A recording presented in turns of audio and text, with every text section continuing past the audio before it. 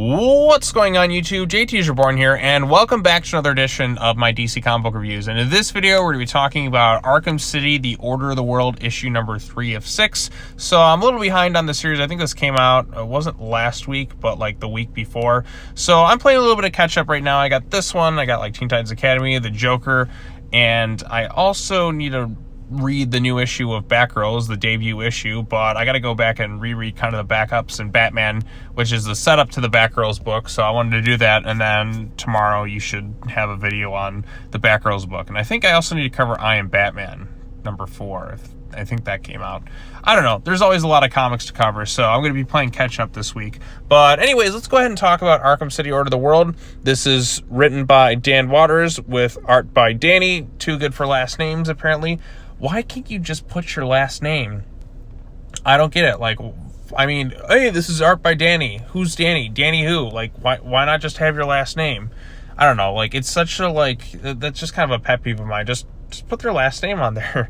So, yeah, this one continues kind of off the events of the last one. So, Dr. Joy is still there with a 10-eyed man who's able to kind of foresee where a lot of inmates at Arkham are. They run into Solomon Grundy and kind of dive into the more nightmarish history of Arkham and Gotham City and like the madness that ensues. Danny's art style, it's not really like my ideal art style, but I think it's suitable for, it definitely is suitable for horror. It kind of gives it this otherworldly, nightmarish vibe. So like the art certainly suits the story. It's not my favorite type. It's not like my ideal art style that I really love, but I think if you're going to utilize it, it really should be utilized for a horror-esque madness type story, like kind of something otherworldly with the colors and like the angles and everything. So it definitely is suitable for this type of story. So Azrael eventually confronts them and they go toe-to-toe with Grundy. Grundy gets decapitated by Azrael at one point.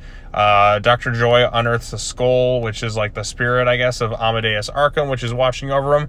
I don't exactly know where this story is going to go. I know Dan Watters has been kind of taking the reins on the character of Azrael. There was that storyline that just happened in Urban Legends, and then you also have this thing going on here, which, you know, this one I think is taking place a little bit after some of that stuff. So yeah, like all things considered, I think this issue was a little bit better than the first two, probably.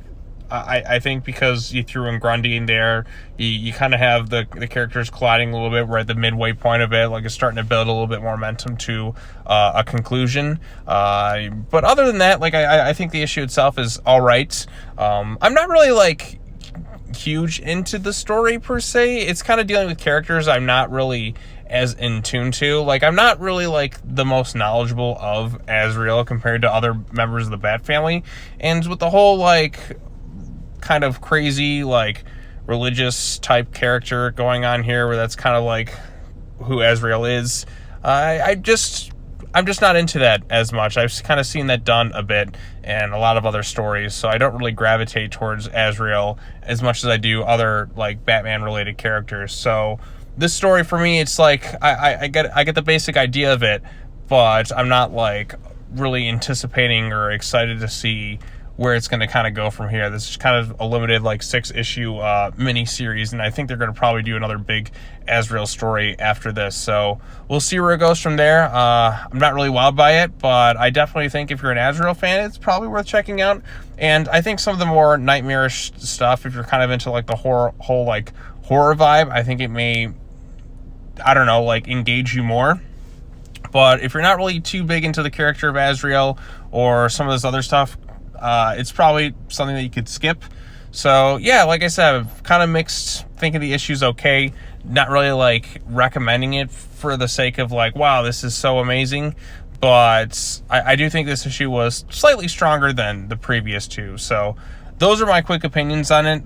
This issue probably came out like 2 weeks ago, so I'm a little behind on it, but I covered the other stuff, so I might as well talk about it. So if you've read Arkham City Order of the World, what are your thoughts on it? Are you really liking this story?